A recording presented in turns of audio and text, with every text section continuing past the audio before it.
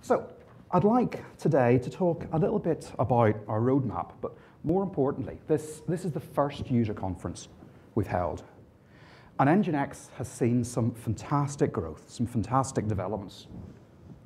Come on. Over time. If you've walked past reception, you've probably seen the infographic we put together, charting some of the milestones in the history of NGINX. How it started as a small, almost hobbyist project by Igor, scratching an itch, and then 3 or 4 years ago began to explode in interest. We founded a company on the back of that technology, a company to try and steward and drive this technology in the right direction to meet the needs of the most important people to us, which is you, which is our users. We talk incessantly about user adoption. You've heard the figure 148 million websites run NGINX. You've probably heard that a dozen times in the last couple of days. You've heard 41% of the world's busiest websites, the top 10,000 websites, use NGINX. It appears in their server header.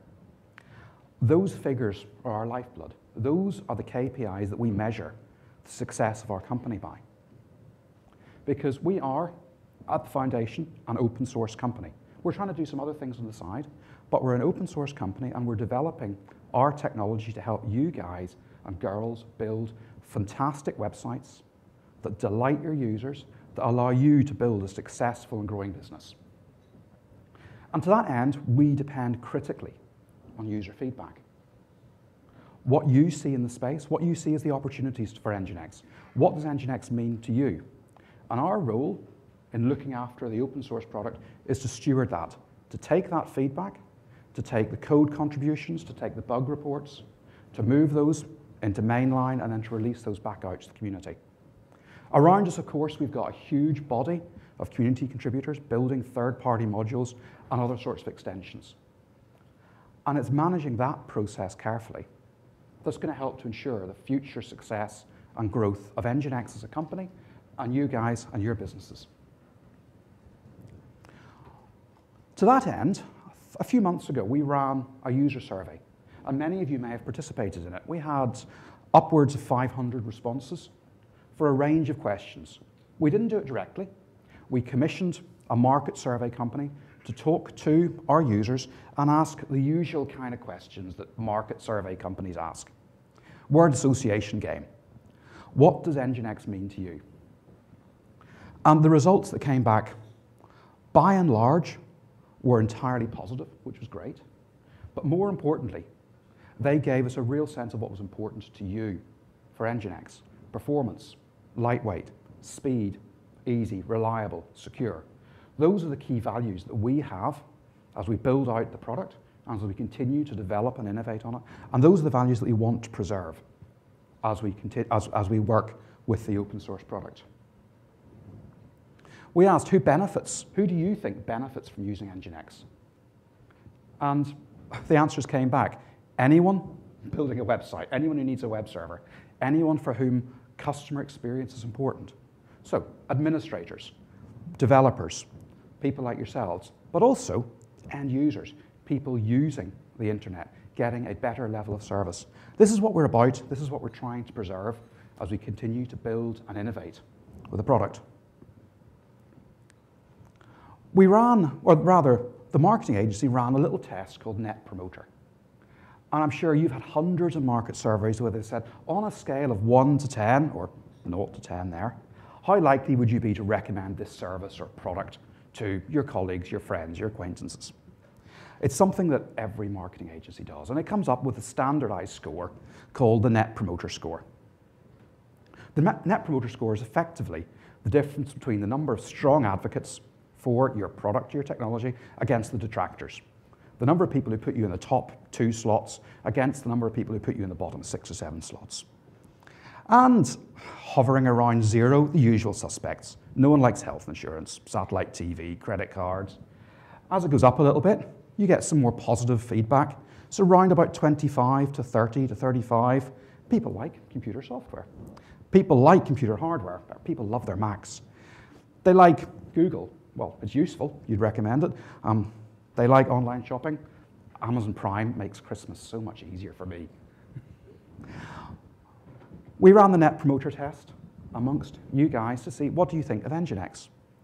The way that the marketing agency described to us, it's kind of like they've got this big Heath Robinson machine sitting in their office, all steampunk wood and cogs and wheels and gears, and they started feeding the number in, and a strange smell started coming out.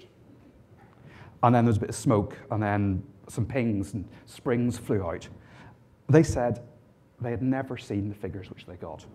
So we're looking at 25 to 30 to 35 for a good score for a Google or an Amazon.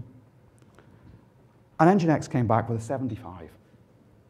You guys love our technology. Thank you.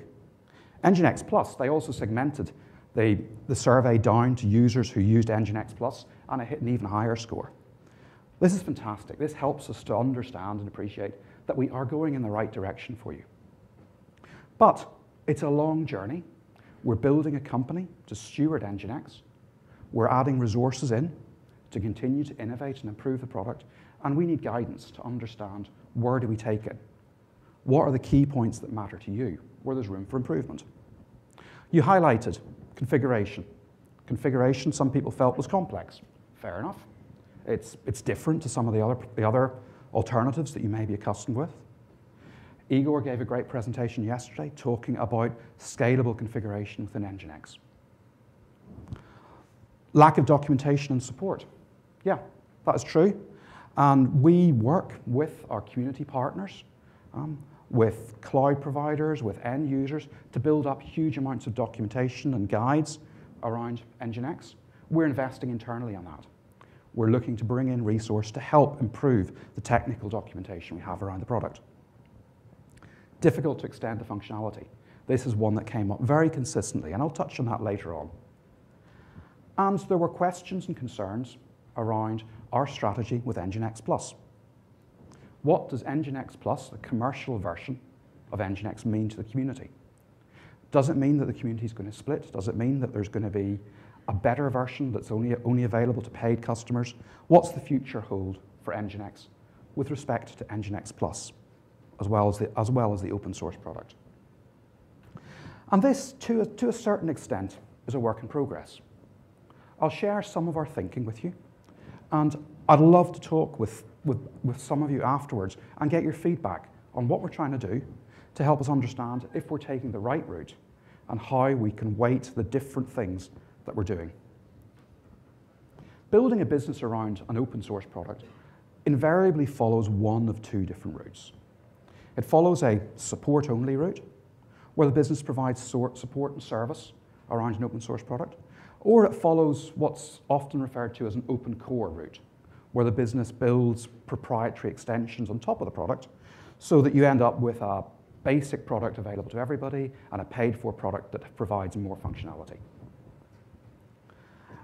When NGINX Inc. was founded 3 or 4 years ago, we started as a support business. We provided support and services to end users for NGINX open source, which is a great start, but it doesn't scale. As a business model, it doesn't work for the business, and as a community, it adds very little value to the community. Us providing paid-for support for 1% of the community really doesn't benefit the rest. It doesn't fit with our mandate of looking at the adoption of NGINX open source, tracking the 140, 150 million website figure, the 41%, and making sure that we're continuing to innovate so that we can grow that share. So support goes part of the way, and we provide support, we provide pre-built binaries, we provide professional services. So if those are the things that you or your colleagues need, I imagine this is the wrong audience, because you're all pretty experienced with the technology and know it well, but that's one strand of our business model. And the second is open core. Open core gives us a couple of problems. Most importantly, the thing that's most important to us as a business is our community and the adoption of the open source product. This is how we track our success. And building a commercial product that in some way is better than the open source product is the complete antithesis to that. So we don't want to go down a pure open core route. We want to make sure that for our community with the open source product, that is front and center in everything that we do. There are elements that we can do. We can provide paid-for services. We can add features into the product that make it easier to use. That businesses whose core competence isn't IT, businesses who want quick solutions, for whom time is more important than money, can come to us and we can provide that to them as a service. But that's not the center of what we're trying to do with NGINX Plus. And in fact, many of the things we've done with NGINX Plus, you guys can take open source, you can take a set of third-party modules, and you can build the same technical solution. And if that's the way, if that's the way that you want to proceed, then go ahead and knock yourselves out. Use the open source product, let it help you. So we looked at how do organizations use NGINX? Where is it deployed? What is the ecosystem that it sits within? And like any technical product, there is a huge ecosystem of other types of components and technologies and products and services that help to build a complete solution. And you'll see many of the members of our ecosystem are partners in the sponsor gallery outside. People that we have picked, that we work with because they follow the same values that we do. Performance, scalability, functionality, value for money, focus on the community, focus on the users. And there are great solutions outside. Hardware from HP, from ARM, cloud from Microsoft, and of course many other providers, DigitalOcean and so on are around, through to monitoring analytics, the whole 9 yards, the whole gamut. There's one box on here which I feel doesn't serve you guys as well as it could. It doesn't serve the application developers. And this box is partly the reason that I joined NGINX 8 or 9 months ago. Every time you deploy 2 or more instances of a service, you need to put something in front of that service to load balance and scale it out. And there is a very well-established, very rich, very expensive industry based around building load balancers and application delivery controllers. The problem with that industry is that, in our opinion, it's looking at the wrong audience. That industry is looking at network operators, data center managers. It's building bigger and bigger hardware appliances to provide more and more functionality with greater and greater scale. But the nature of how they build those devices and sell those devices mean that you guys and girls as application developers don't get access to the functionality in those devices. They're packaged wrongly. They're packaged as if, even if they sell them as software, they're packaged as if they're hardware, they're priced as if they're hardware, they scale as if they're hardware. And yet, I know there is a phenomenal amount of functionality hidden away inside those products that can allow you guys to build bigger and better and more sophisticated, faster applications. Adding in security, load balancing, scaling, bandwidth control, prioritization, traffic management, all of that functionality is stuff that you guys can make a phenomenal change with. So the opportunity that we see is to take the NGINX open source product as the core and build some complementary products that will address some of these needs. And the one that we're looking at first of all with NGINX Plus is the load balancing and application delivery space. We want to help you guys gain control of that technology because that technology benefits you the most. And we want to do that through giving you a software alternative to contemporary hardware load balancers that provides the functionality you need with the support model, with the performance, with the features that you need. So that begins the core of what we're trying to do with NGINX Plus. And it's just the beginning. There are other areas where we can continue to partner with best-of-breed providers, or we can build new functionality. And there's places in which we can continue to innovate within NGINX. This is not an easy path. We need to be careful as we make decisions around product features as to where they go. Do they benefit the community as a whole and go in the open source product? Are they features which are more appropriate to go in one of the commercial products? And it's a debate that we have every time we think of new features. And sometimes we get it wrong. We got it wrong a year ago when we developed a method of logging to syslog, and we put that into the commercial product. And to be frank, that's table stakes for any Unix daemon. It ought to be able to push logs out to syslog. So we dropped the ball and we stuck that in the commercial product. And we heard from the community, and we pivoted, and it's now in the open source product. You may well see us make mistakes or misjudgments like that in the future. And the nature of a business is that that happens. And sometimes we agree to disagree, and sometimes we accept that we're wrong, and we pivot. So help us as we plan out the features and as we look at the use cases for the various products we're building to understand where we should be focusing. So, what can you expect in the next few months from NGINX as we continue to develop both the open source and the commercial products? We have effectively two development streams internally. We have the open source product, known as Mainline. There's a branch of that called Stable. It's a little bit of a misnomer. It should really be out of date or legacy. But the key branch is Mainline, where all of our new open source features go in. And we have a fast pace of development for that. We use time-based releases. We typically make releases about every 6 weeks. So you will see continuing new features and continuing developments. And if you track Mainline on your production servers, you will have a stable, reliable, feature-rich, and continually evolving basis for your applications. And then NGINX Plus lags behind a little bit. We make Plus releases every 3 months, 3 to 4 months. Larger feature releases, and we merge code across from the open source into Plus just prior to doing each release, and take 2, 3, 4 weeks over some in-depth testing before we release Plus. In terms of pace of development, if you look at our open source product, the pace of development has been steady over the last couple of years. There is, if you're concerned that we're dropping the ball and taking our eye off the open source product, then have a look through the commits. You'll see it's stable, you'll see that we're continuing to maintain that pace, and we intend to continue to do that. In terms of functionality,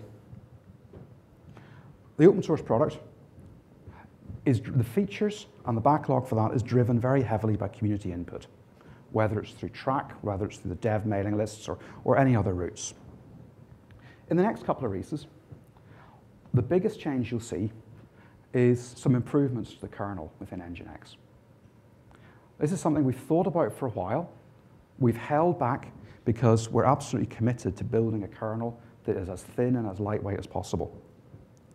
But our architecture suffers from some challenges, particularly if you're running on a machine with an enormous amount of content on disk, and there's the risk of blocking as you pull that content off disk. Igor talked yesterday about some of the experiments in the R&D that he's been doing, looking at alternative ways to schedule events within NGINX so we can more effectively and more quickly pull content off disk without blocking. And within the next few months, the open source product will contain the first implementation of some asynchronous I/O, thread-based I/O, where we can take, in the core event loop within NGINX, we can take an operation that might block, such as a disk read or write, and then rather than performing that operation in the core loop, we pass that across to an auxiliary thread. And that thread can go block and do whatever it needs to do without suspending the core operation for NGINX. This is going to give you substantially better performance in the situations where you're caching enormous volumes of content and the system is limited by disk I/O. Unbuffered upload. Perhaps some minor improvements to upload, but also better feedback to applications as resources are uploaded through NGINX. Cache vary support and some other cache improvements. Long overdue, coming within the next couple of open source releases. And then the next big project that we're working on, kicking off at the start of next year, is going to address one of the most common challenges that we have raised from our community, one that was highlighted a few slides ago, the difficulty of extending and adding new functionality into NGINX. We're going to look at the API model that we have for coding third-party modules against NGINX and transform that so it will support a pluggable interface, so that rather than having to compile modules in at compile time, you'll be able to compile them outside of NGINX and then load them at runtime. Please talk to us, talk to myself, talk to the engineering team, use track. Tell us if we're on the right track. Tell us if we're missing things. And if we do mention things that we're doing that are really important to you, tell us we're doing the right thing, we're going the right way. That helps us level set and handle our roadmap. In NGINX Plus, as I described, is looking to build a complementary product fulfilling the role of a load balancer, a traffic manager. And we're continuing to build in that direction, building out the load balancing capabilities, adding in a TCP proxy into NGINX Plus in a future release, improvements to session persistence, and you'll see us looking at the kind of capabilities that we need to add to compete with that new space and building NGINX Plus in that direction. And then finally, we have one other new initiative. This is very early. This is one that we're still not 100% committed on, but we'd love some feedback from you, and we'd love to share it with some of you in a kind of private scenario over the next few months. Ilya described it very well yesterday when he talked about some of the things people can miss when they're configuring SSL on NGINX. The vulnerabilities that have been raised in the last few months, problems with OpenSSL, problems with PCRE, and so on, also illustrate that. The task of managing a large estate of NGINX instances, tracking what they're doing, making sure that they're up to date, making sure they have the right security patches, is something that most of you have already solved in some way through string and sealing wax. We're wondering, can we help you do that? We're postulating building a web-based SaaS service to allow you to manage and monitor large estates of NGINX devices. It's a crowded market. There are already some very, very capable management tools, provisioning tools, monitoring tools, and we're not looking to compete with any of those. We're looking to build something which is uniquely NGINX, something which meets the needs that you as NGINX administrators and developers have. If you'd like to learn a little bit more about what we're planning to do, if you'd like to see a private beta, if you'd like, most importantly, to become a design partner, share with us some of the ideas, then go there, fill your details in, and as we get closer to getting betas, and as we're able to share design documents with you, then we'll build a small community and we'll pull information from you. So please help and support us with that. There are a couple of other roadmap and roadmap-like events happening over the rest of this day. We have Birds of the Feather meet later on. Sarah will probably fill you in on the details for that. But I want to leave you with one thing. The thing that's most important to us is our community, our users. It's you guys here. So thank you very much for your support of NGINX. Thank you for helping us build a product that is revolutionizing the way that companies build web applications. Join us, stay with us on the journey, and help guide us so that we can be good stewards of NGINX in the future. So thank you again. I'll be around for as long as it takes, and I'd love to talk with any of you and take questions, talk about the roadmap, but also grab the guys in the engineering team, there and there, anyone with an NGINX looking badge, and tell us what you love about the product and what we can do to improve it. We love your feedback. It's the lifeblood for the organization. Thank you.